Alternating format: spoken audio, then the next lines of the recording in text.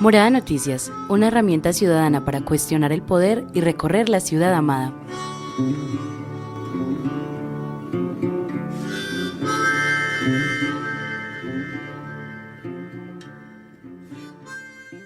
Hola, moradores y moradoras. Feliz lunes, buen inicio de semana para todos y todas. Les damos la bienvenida a la emisión de Morada Noticias del 26 de octubre de 2020. Un lunes menos de 9 que quedan para que se acabe este año tan particular que tenemos. Yo soy Laura Bayer y les cuento que puede que para algunas personas la guerra se haya vuelto paisaje.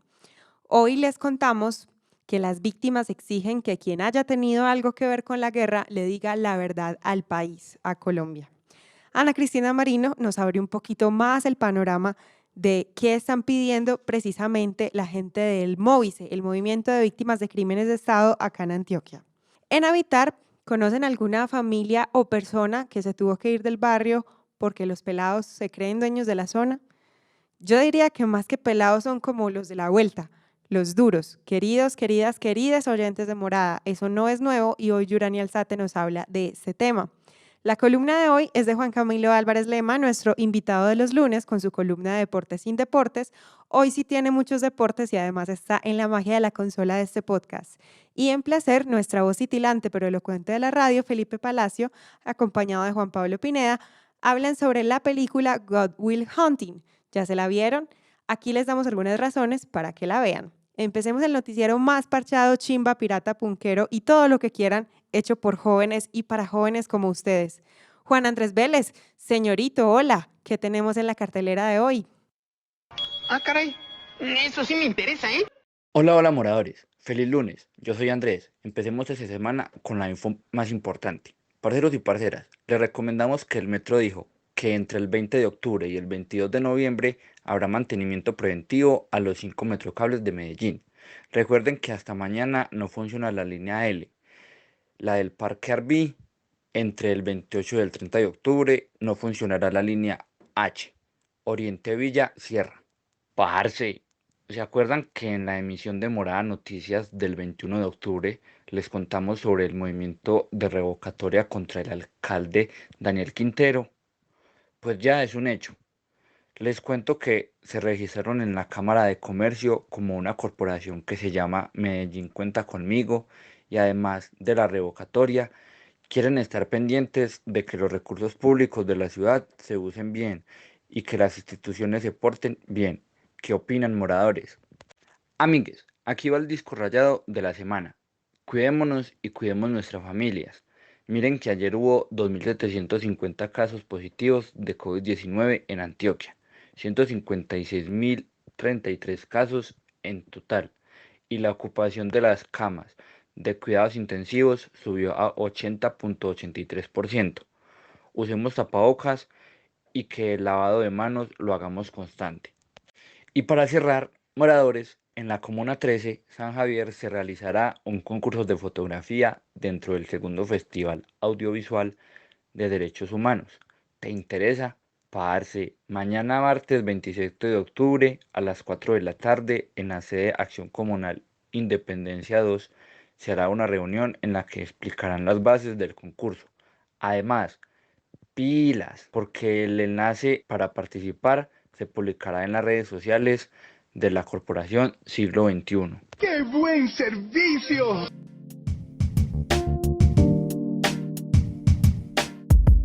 Un minuto de vida porque nada justifica el homicidio. A esta ciudad lo que le hace falta es un minuto de vida, algún día, cada hora con sus 60 minutos.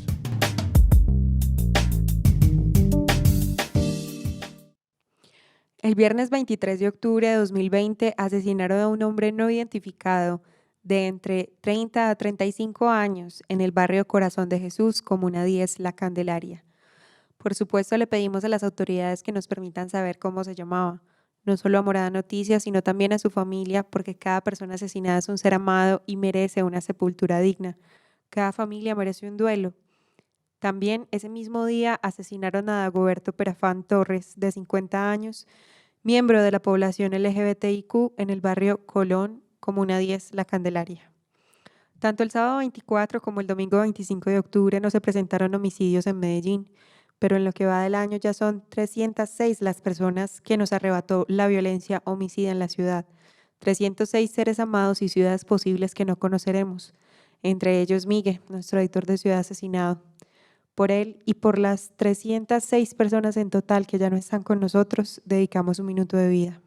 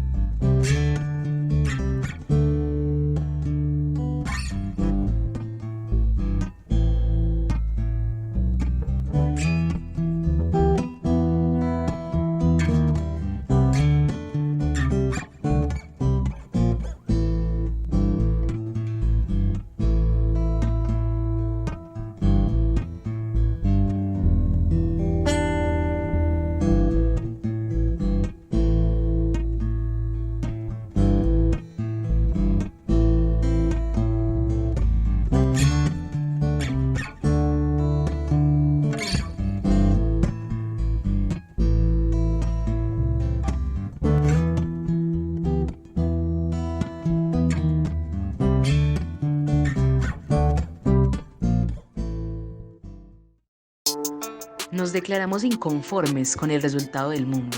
Revelamos la codicia de esta ciudad, sus atajos y sus formas de sacar ventaja.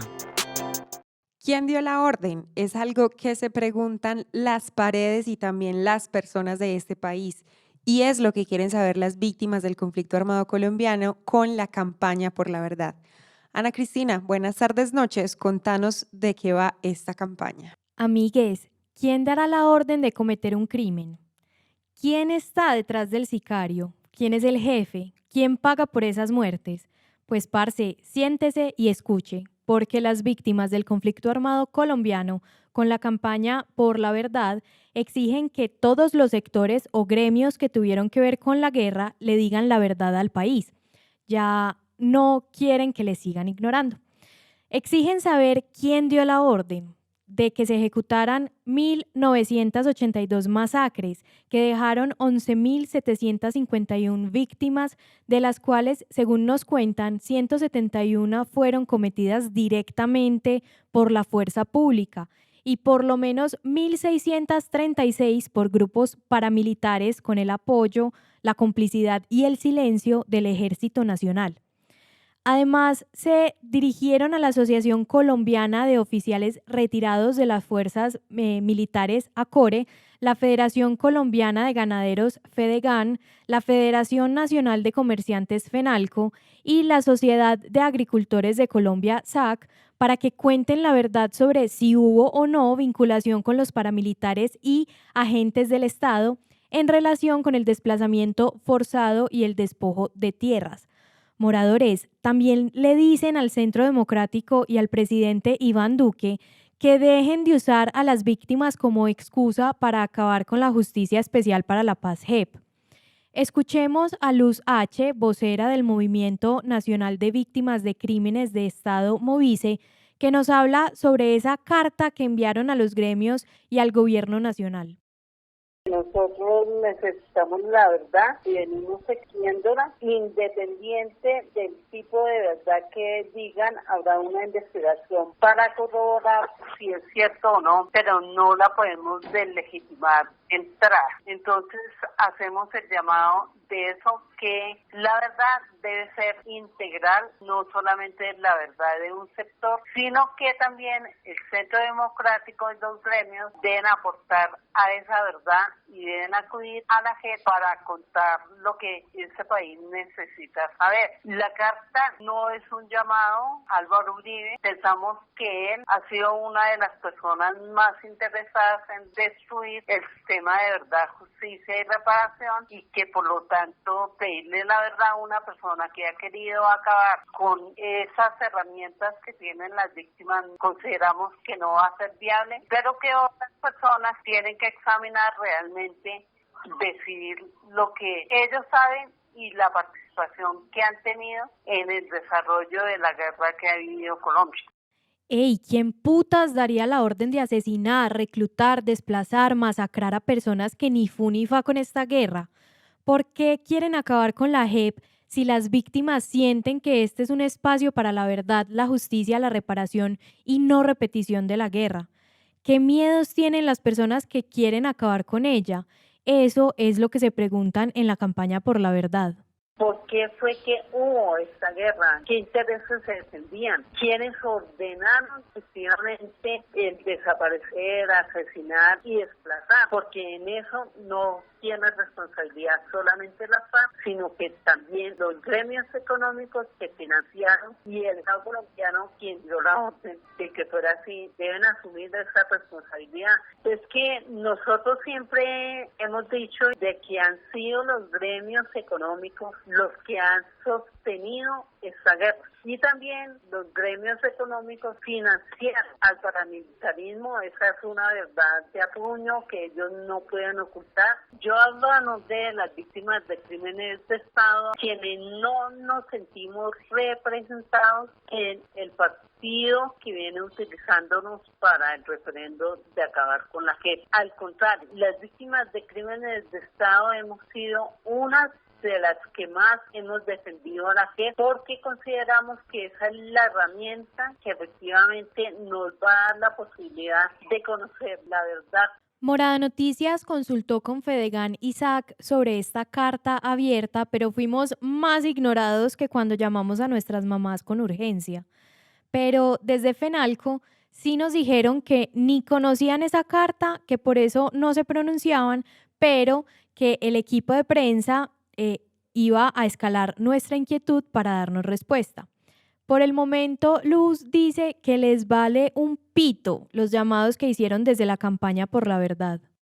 No hemos obtenido ninguna respuesta y esa actitud lo que quiere decir es que realmente a ellos no les importa lo que piense el pueblo colombiano y específicamente las víctimas. Aquí se le tiene miedo a conocer la verdad y es el miedo que efectivamente el Centro Democrático y los gremios están demostrando. Para ellos es mejor seguir escondiendo la verdad y que haya impunidad, que la impunidad siga siendo la reina en este país y dejar sin que se conozca efectivamente lo que sucedió, por qué sucedió y quiénes son los responsables. Entonces, pues para nosotros esa actitud no es la que esperábamos, pero tampoco nos extraña de que efectivamente sea así, porque el negacionismo que en este momento se viene implementando por parte del Estado es parte de eso, de esconder efectivamente esa verdad y esa justicia que las víctimas queremos tener. Miles de familias siguen en la lucha buscando a los seres queridos y se preguntan dónde están las más de 82.998 personas desaparecidas en Colombia, porque solo hay información de 42.471 personas, quienes impiden que se conozca el paradero de sus familiares. Moradores desde el Movice también se preguntan por qué la fuerza pública, que se supone nos tiene que cuidar, desapareció, según ellos, a más de 32.110 personas, lo que corresponde al 75.6% del total de los casos. Pillen.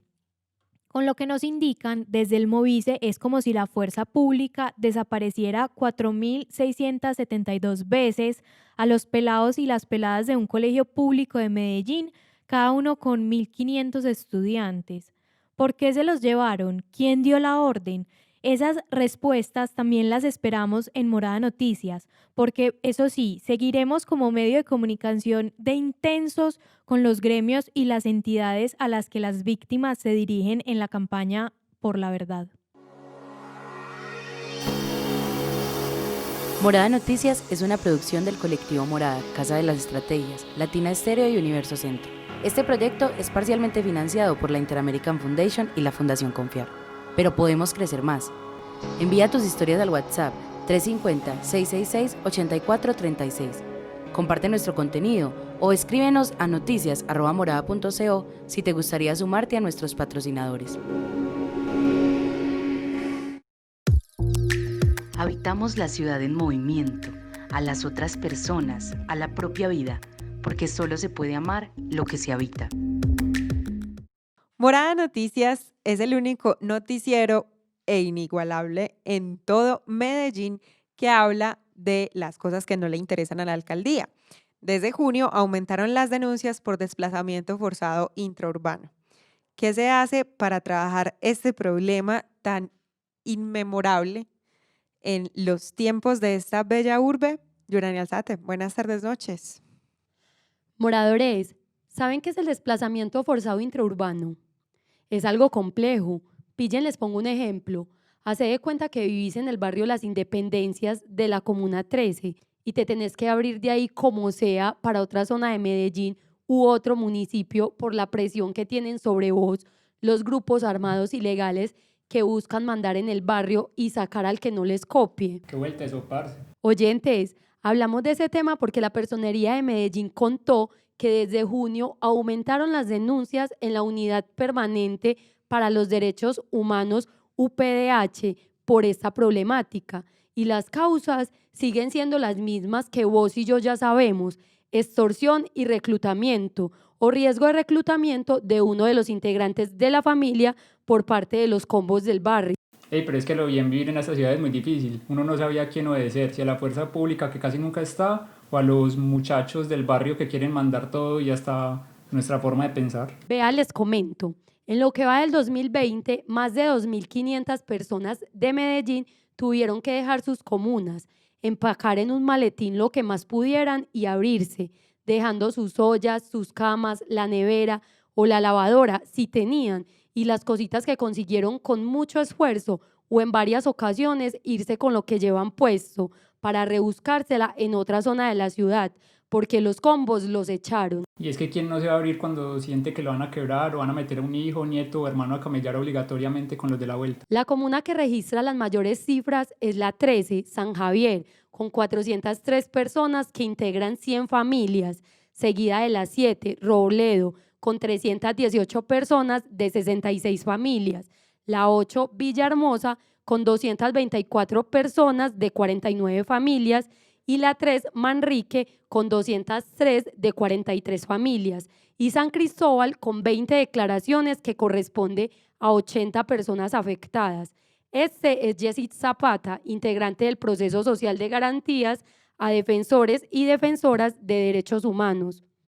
Yo creo que lo principal es analizar quién está ejerciendo la soberanía en el territorio, quién es el que gobierna el territorio. Y cuando nos damos cuenta que los que gobiernan no son la institucionalidad, obviamente los ciudadanos, los habitantes de las comunas se ven inmersos a las órdenes de los grupos que están en el territorio. Y esto es un fenómeno que se está presentando desde hace varias décadas, que es un fenómeno silencioso, un fenómeno que lamentablemente viene en aumento, pero que también tiene que ver como con esos intereses de disputas territoriales, que hay una institucionalidad débil que no ha logrado atender. Y bueno, eso había que entrar a mirar hasta dónde es un Estado fallido o hasta dónde hay un Estado permisivo con toda esa situación que todavía no hemos podido sobrepasar esa página.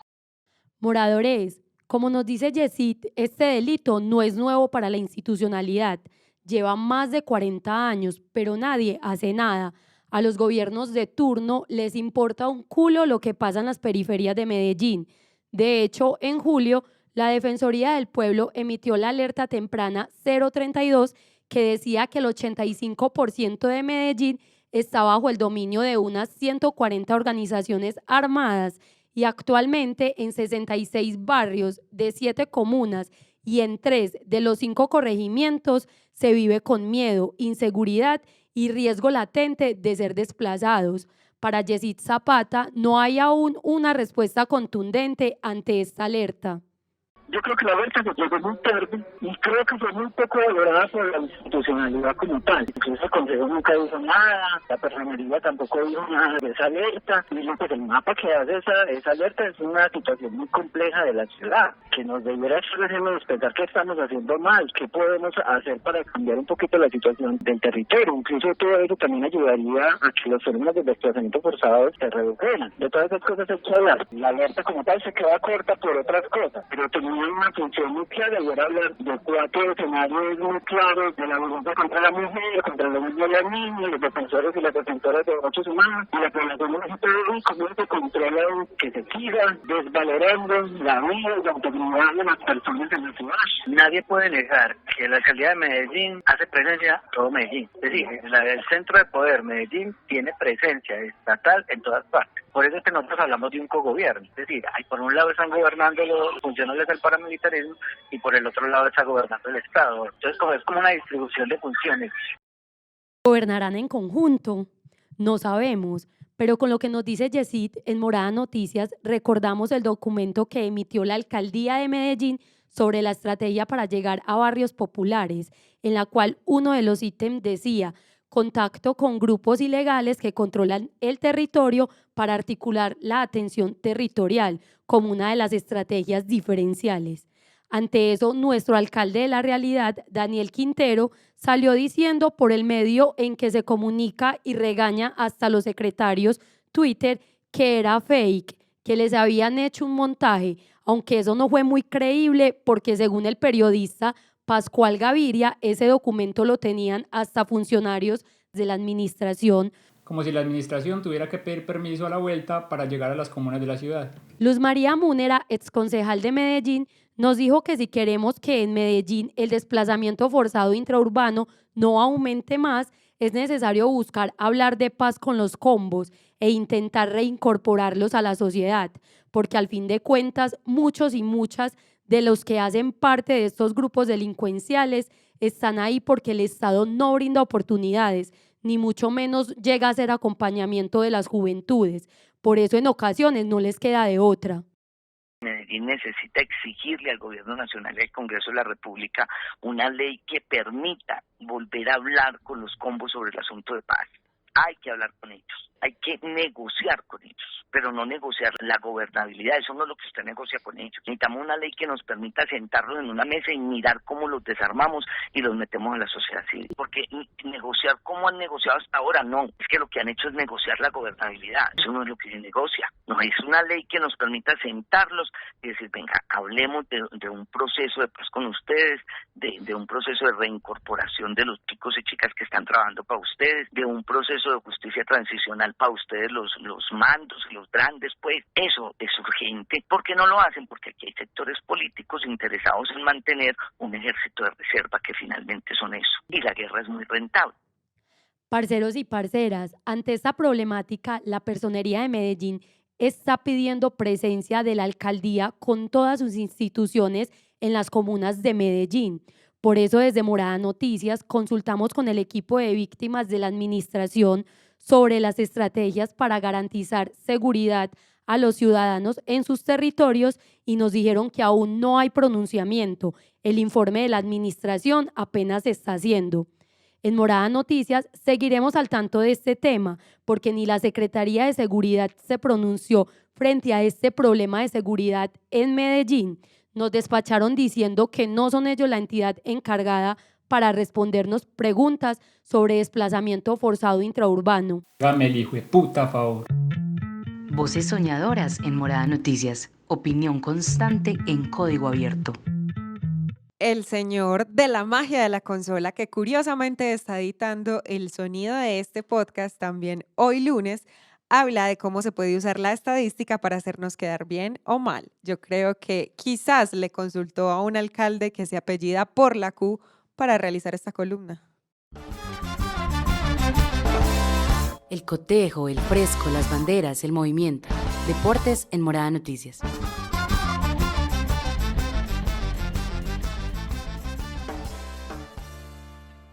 Al revisar qué acontecimientos deportivos importantes pasaron en los últimos días para hablar de eso acá, me encontré con varios datos sorprendentes.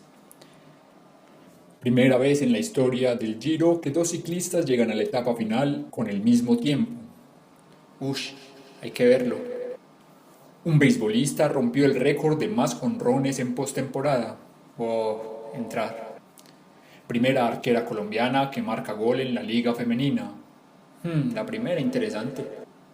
Pero luego me aburrí pronto porque toda la información histórica, sorprendente, insólita, era demasiada. Atlético de Madrid consigue su máxima racha sin derrotas en la Liga Española, primera expulsión que sufre el Falcao en Europa, máxima goleada en la historia del fútbol holandés, Lewis Hamilton está a punto de convertirse en el automovilista con más carreras ganadas en la historia de la Fórmula 1, bla bla bla bla bla. En ese momento vi tantas cosas importantes que todo dejó de parecerme importante. Pasaron tantas cosas relevantes esta semana. Son titulares engañosos. ¿Qué es realidad y qué es ficción? ¿Qué esconden en el Área 51? ¿Quién soy yo y qué estoy haciendo con mi vida? ¿Por qué no se van del país? ¿Quién dio la orden? Luego vi que la conclusión era un poco más simple.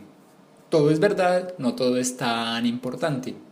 Las estadísticas en el deporte y en general dan para todo. Para explicarlo mejor, pondré un ejemplo un poquito viejo, ahí perdonarán, pero que ilustra bien el punto. En la fecha de eliminatorias de hace 2 semanas salió un titular que mostraba un dato a primera vista sorprendente. Argentina vence a Bolivia como visitante tras 15 años. Tras revisar qué había pasado durante ese tiempo, me di cuenta que el titular bien pudo haber sido Argentina vence a Bolivia en La Paz luego de 3 partidos. Mucho más aburrido, pero igual de cierto. En esos 15 años solo se enfrentaron 3 veces en Bolivia.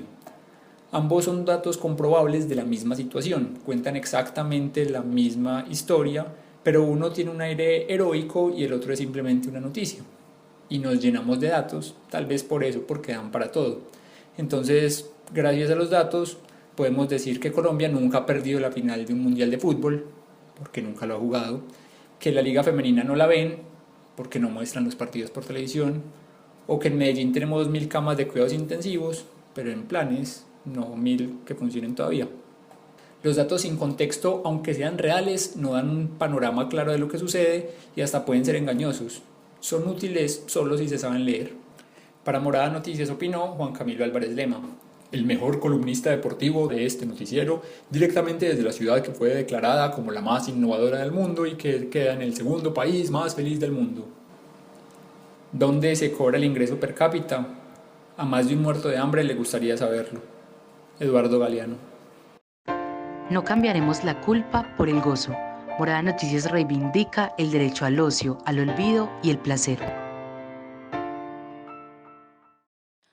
Un abrazo fuerte a nuestra voz titilante pero elocuente de la radio, Pipe Palacio, y a nuestro ex locutor de Morada Noticias, Juan Pablo Pineda, también ex reportero, pero que sigue sumando como voluntario. Y les doy un abrazo fuerte porque por fin volvieron con su columna de Cine a Morar los lunes de estas ondas sonoras. Esta vez nos van a hablar de una película que implica los temas de amistad, ética, arte.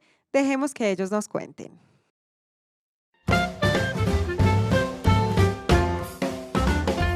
Pipe, esta semana me recomendaste, me dijiste que viéramos Good Will Hunting con Matt Damon y Robin Williams como los actores principales. Y te quiero preguntar por qué. Porque esta película, digamos, también te pongo un contexto, me llega la película o vuelvo a ella porque yo ya la había visto en un momento bien particular en el que me puedo sentir muy identificado con muchísimas cosas que suceden en la película, ¿cierto? Y uno podría hablar de que hay cosas que llegan como en unos momentos, ¿cómo podríamos decirlo? Unos momentos específicos, como si el cosmos te hablara a través del arte, en este caso a través de una película. Juan Pablo, hola, me alegra que estemos una semana más en estas conversaciones. Y mira, pues yo la elegí, primero yo no me la había visto y hace rato estaba por vérmela y recordaba que habíamos estado pensando y hablando este tema de la amistad y me pareció una buena idea, pero la película digamos que como que salió de esa... Pues la película no se cierra simplemente a hablar sobre la amistad, la película creo que va más allá de eso, trata muchas cuestiones, pero entonces, bueno, vos y yo ya sabemos de qué estamos hablando, pero pues los oyentes como que es bueno que les demos como que una semblanza. Pues la película va sobre un chico que trabaja como conserje en una universidad y que tiene una mente muy brillante y que es un lector muy dedicado, pero que manifiesta ciertas dificultades. Sí, pues como para que no alarguemos mucho la explicación, la película es sobre un muchacho que es un genio, que tiene problemas de conducta por algunos traumas que le han dejado sucesos del pasado, familiares, unos casos de violencia y bueno, etcétera, ¿cierto? Digamos que no le ha ido muy bien en su vida personal y eso pues claramente se volvió un problema, lo volvió a él un chico conflictivo. Y ahí es donde yo encuentro un poco una dificultad para compaginar, digamos, como para entender por qué la pensaste desde la amistad, porque a mí la película no me parece que va por la amistad, que la amistad es un tema transversal en la película y uno de sus amigos es fundamental, es un papel muy interesante y es un punto muy bonito en la película, pero yo no siento que la película vaya de la amistad realmente, ni siquiera que se acerque a ese tema. Por eso me parece curioso que hayas escogido la película desde ese sentido. Sí, tenés razón. A ver, medianamente. La película no va sobre la amistad, no va, digamos, principalmente sobre la amistad, pero yo sí considero que tiene un papel fundamental. Yo creo que volvámonos al personaje. El personaje principal es un tipo que tiene unos conocimientos maravillosos, tiene una sensibilidad gigantesca, pero no sabe cómo usar esos conocimientos, y en la película es como una especie de búsqueda. Y lo maravilloso es que al inicio nos entregan como que un personaje seguro de sí mismo, pero que en realidad esa seguridad no es mucha, como que es una especie de construcción del personaje. Yo creo que ahí el diálogo o la interacción con quien viene a ser su novia, con el terapeuta, que yo creo que esa viene a ser una figura de amistad, o con el propio amigo, que me parece que fue decisivo al final, me parece que juegan un papel muy importante, no para darle respuestas, sino para llevarlo a los momentos más intensos, a momentos en los que llora y duda de sí mismo, y que es muy curioso ver un personaje que usualmente es muy temperamental y muy aparentemente seguro, cuestionándose y llegando a llorar. Sí, yo en ese caso te doy la razón a vos, digamos, en el sentido de que los amigos son fundamentales en el asunto o en el aspecto de confrontarlo a él, y creo que es una película que se basa mucho en la confrontación,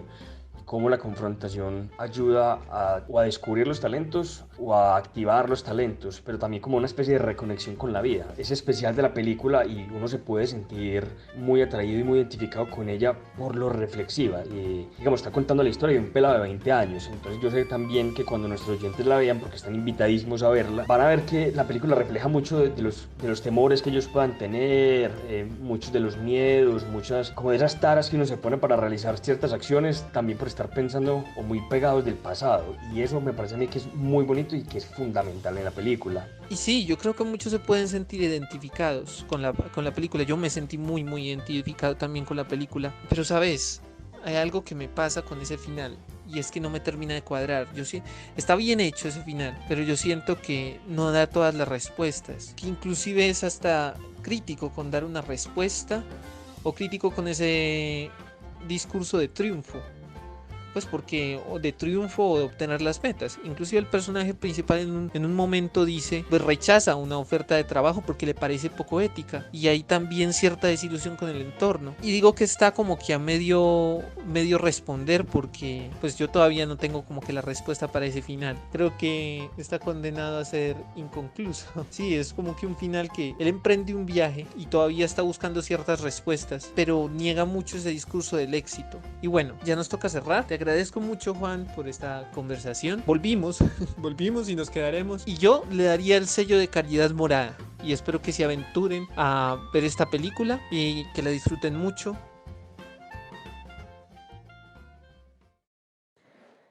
Gracias, Pipe. Espero que la disfruten ustedes, oyentes, y también les doy las gracias por escucharnos este 26 de octubre de 2020. Les recordamos que estamos en Spotify como Morada Noticias, en YouTube como Morada Stereo y en Facebook como Morada Colectivo. Nos escuchamos mañana y despedimos este noticiero con un gran aplauso por nuestros hermanos latinoamericanos de Chile, que consiguieron su constituyente, una muy necesaria porque tenían una constitución política de los tiempos de dictadura, pero sobre todo por el Código Civil, que será reformado, y porque esta gente puede abrir un nuevo capítulo para Latinoamérica. Por eso nos despedimos con la canción del día, Hay Gente, de Manuel López.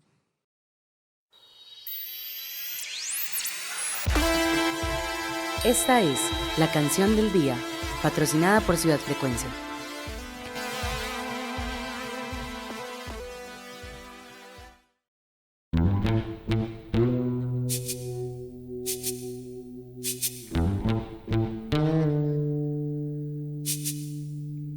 Hay gente que tiene Biblia y se pierde en el Evangelio, pero Satanás se encuentra y devela su misterio.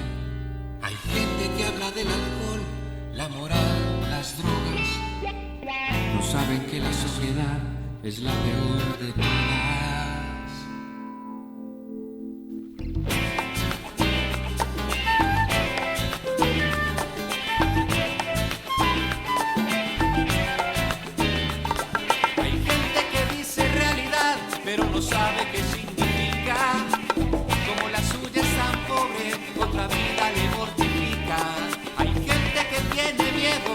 quiere sentirse segura, se cobija con rejas y vive en una burbuja. Hay gente que entrega todo para tentar a la suerte, renunciar al destino trae un poco de muerte. Quieren compartir sus costumbres viciadas, volver religión sus trampas, esperarán que enfermes, jugarán con tu alma. No se puede coger el mundo con las manos al revés.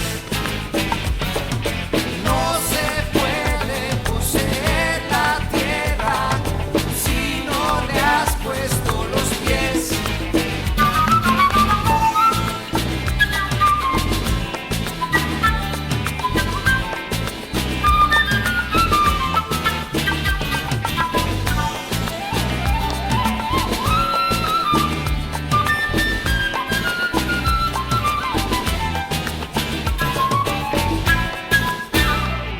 Hay gente que juega de